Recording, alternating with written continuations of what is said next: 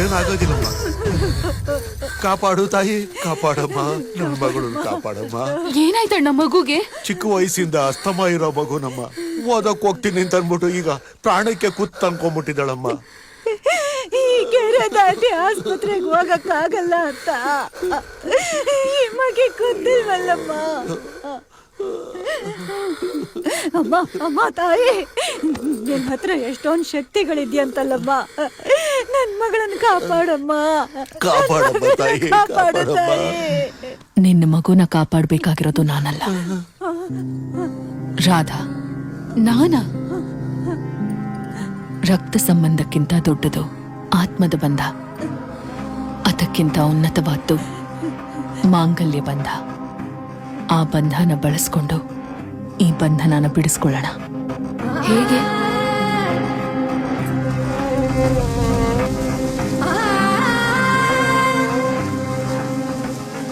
ರಾಧಾ, ಒಬ್ಬ ಹೆಂಡತಿಯಾಗಿ ನಿನ್ನ ಪ್ರೀತಿಯಿಂದ ಅವನ ದೃಷ್ಟಿನ ಬದಲಾಯಿಸು. ನಾನು ಪಂಚಾಕ್ಷರಿ ಮಂತ್ರದಿಂದ ಅವನ ಬಂಧನನ ಬಲಹೀನ ಮಾಡ್ತೀನಿ.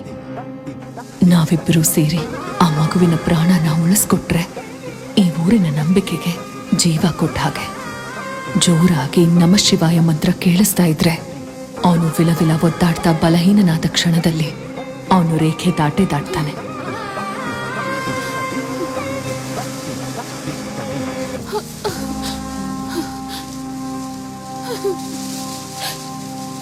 ತಿರುಪತಿ, ನೀನ್ ತಪ್ಪು ಮಾಡಿದ್ಯಾ, ಆದ್ರೆ ಅದಕ್ಕಿಂತ ದೊಡ್ಡ ತಪ್ಪು ನಾನ್ ಮಾಡಿದ್ದೀನಿ, ನಿನ್ನ ಸಾಯಿಸಿ.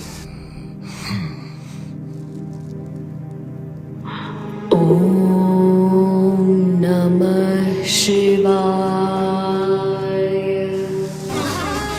ನಾನೇನಾದ್ರೂ ನಿನ್ನ ಸಾಯಿಸ್ತಾ ಇದ್ದಿದ್ರೆ ಇವತ್ತು ಈ ಪರಿಸ್ಥಿತಿನೇ ಬರ್ತಿರ್ಲಿಲ್ಲ ಅಲ್ವಾ? ಈ ಊರಿಗೆ ಈ ಗತಿನೇ ಬರ್ತಿರ್ಲಿಲ್ಲ, ಈ ಊರಿಗೆ ಈ ನರಕ ಯಾತನೆನೇ ಇರ್ತಿರ್ಲಿಲ್ಲ. ಎಲ್ಲದಕ್ಕೂ ಕಾರಣ ನಾನು.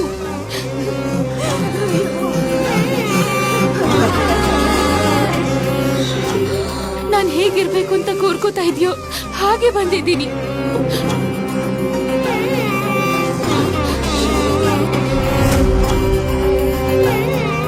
ಬಿರುಗಾಳಿ ಬರೋ ತರ ಇದೆ, ಬೇಗ ಕರೆಂಟ್ ಕಟ್ ಮಾಡೋ. ಮಾಡ್ತಾ ಇದ್ದೀನಿ, ಇನ್ನೇನ್ ಮಾಡ್ತೀನಿ.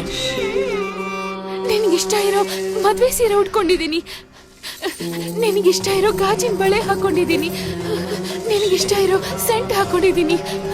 ಇಲ್ಲಿ ನೋಡು, ನೀನ್ ಕಟ್ಟಿರೋ ತಾಳಿ ನೋಡಾದ್ರೂ ನಿನಗೆ ಕನಿಕರ ಬರ್ತಾ ಇಲ್ವಾ?